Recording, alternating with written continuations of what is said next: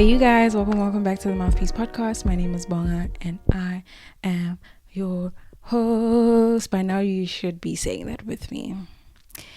If you're not, it's either you're new or you're too cool for school.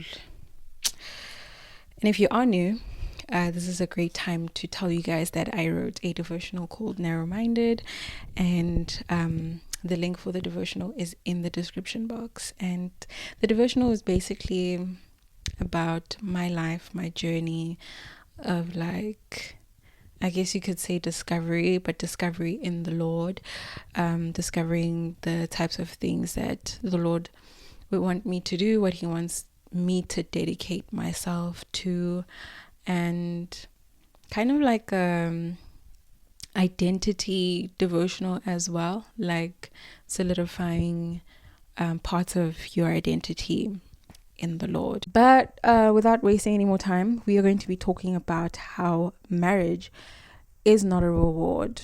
Now, there is no ring on my finger. I am no expert. I am purely speaking of experience and not even marriage experience. I don't have half the experience of someone who's been married even for a week, because I've never even been engaged. So I don't really know the ins and outs. Again, I'm literally just speaking from personal experience. So yeah, I think speaking about how marriage is not a reward is an important thing for us as the general young generation, I guess, to address, because I think there is a lot of idolatry around marriage, and that idolatry causes us to see marriage as something that God owes us for our obedience.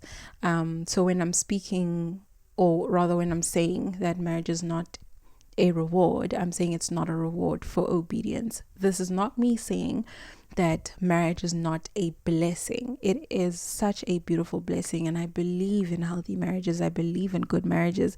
I believe in Christ-centered marriages, right?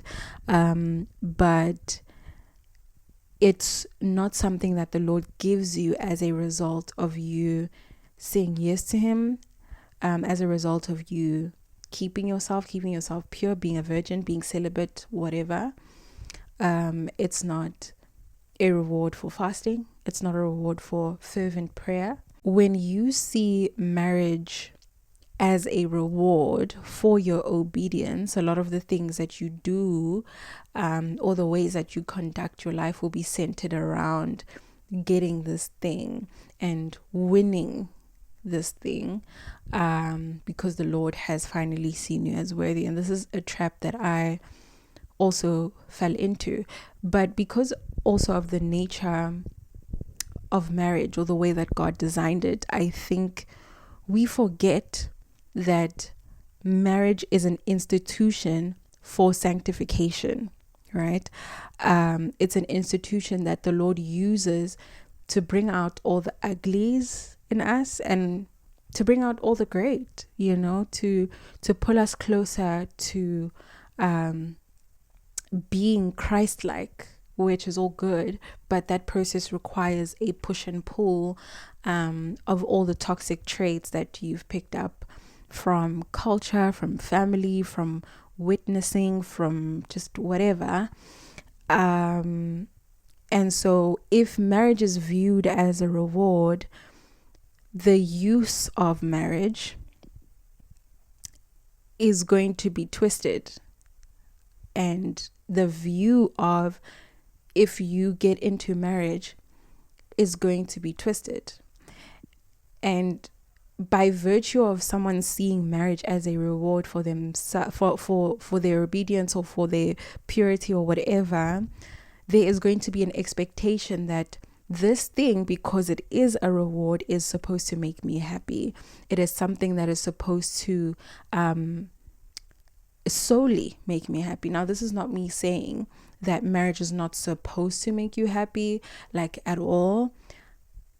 Like, marry someone obviously that makes you happy, that gives you peace, and that makes you joyful. Those are all great things. But the purpose of marriage, the reason for marriage, is not primarily happiness. If we see marriage from the lens of a reward system from God, there is going to be, again, an expectation of happiness, an expectation of enjoyment. So in moments where marriage starts to get tough and you start feeling that push and tug of the actual intention for marriage, the push and tug of the sanctification process that comes with marriage, you will start looking at God a certain way and saying, like, why would you give me a marriage of this nature?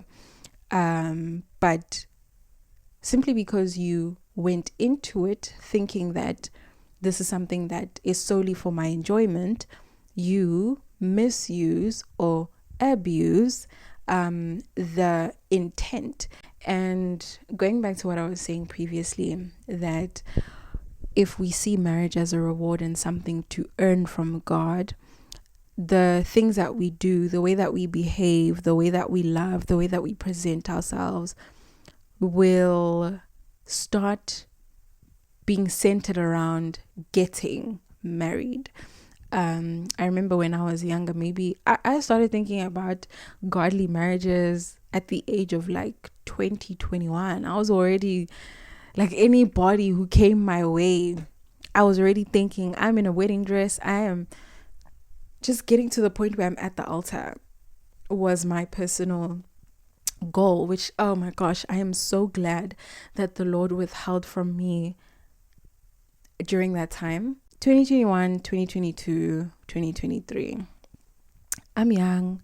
I'm just like, I'm looking for somebody to settle down with, okay?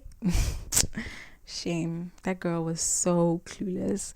But yeah, I was looking for someone to settle down with. So I thought, because I'm not necessarily getting what I want, surely there's something that's wrong with me.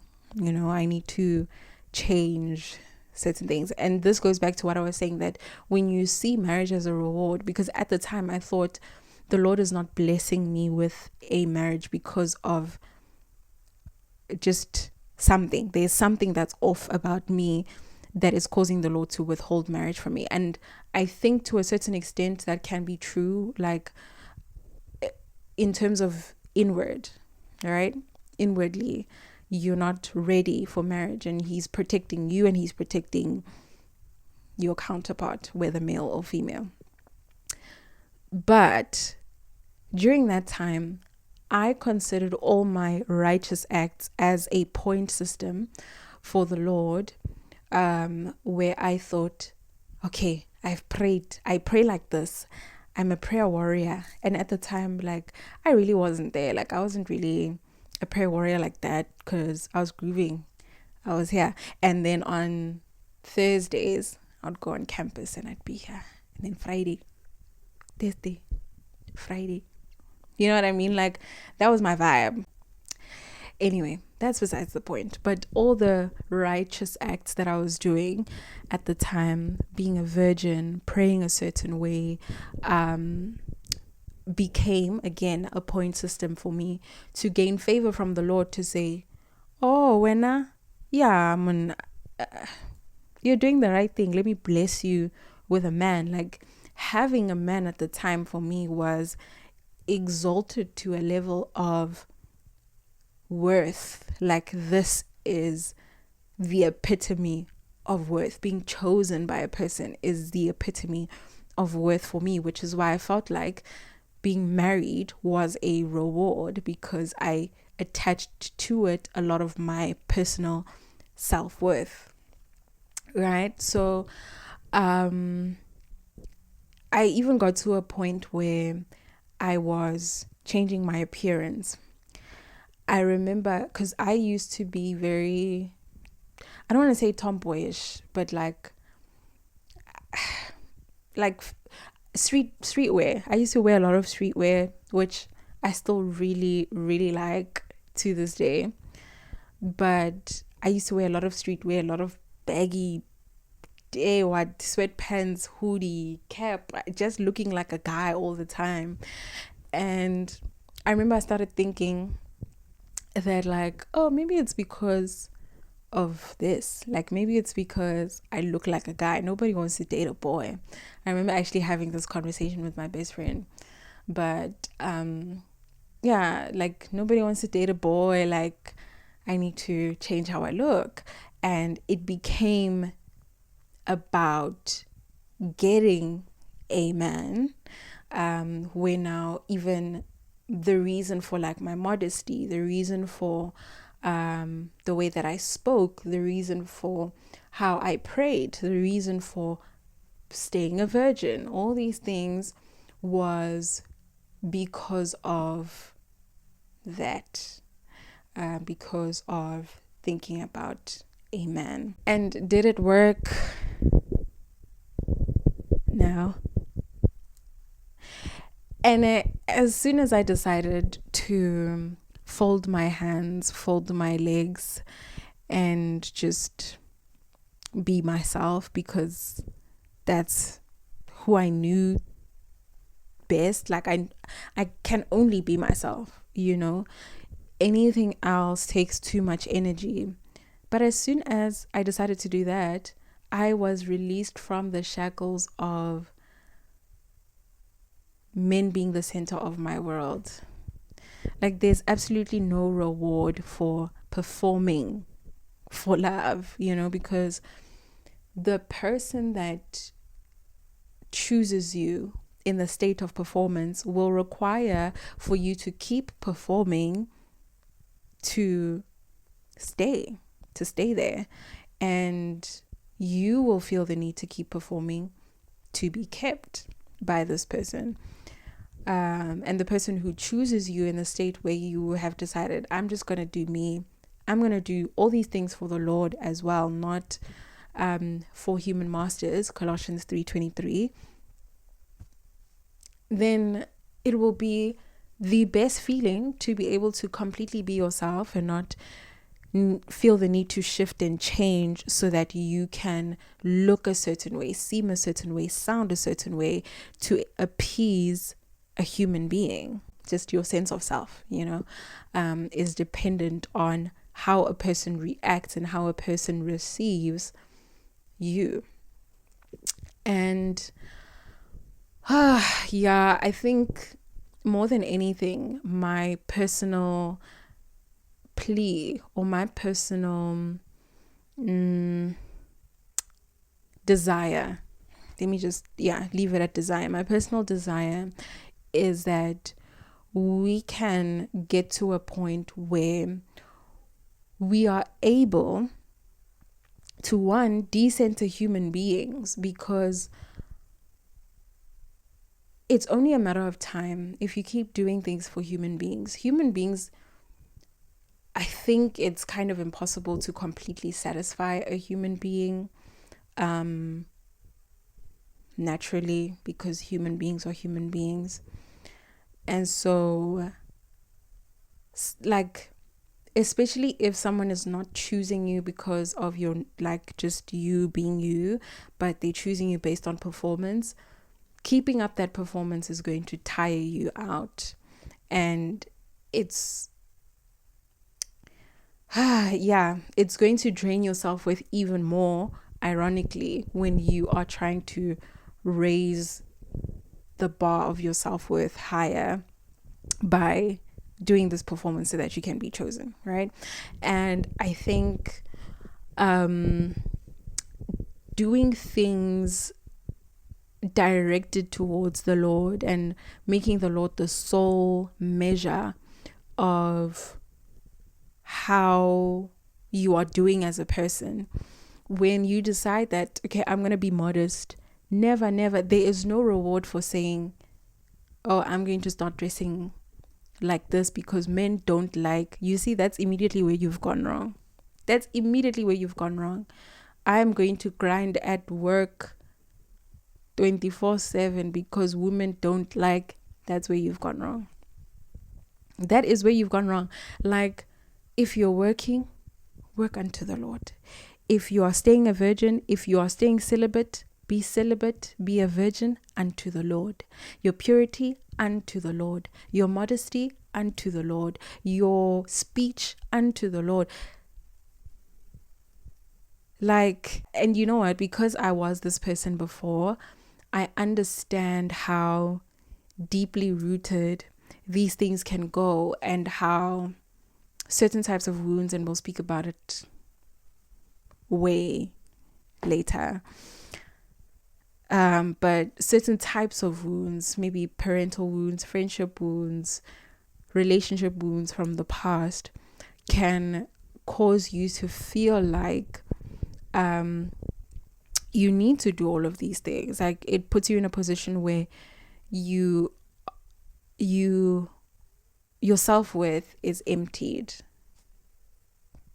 because of having been in situations that warranted that. And so we're depending on human beings to fix what they broke, even though it's not the same person. It's the same like being, kind of being, human being. And if a human being broke you, a human being cannot fix you. That is impossible. Like, the Lord blesses as he desires. He blesses as he pleases. If marriage was a reward, Jesus would have been married. Apostle Paul would have been married. And I don't know, was Elijah married? If he wasn't married, Elijah would have been married. If marriage was the thing that God gave people to show them that, yes, I admire your obedience.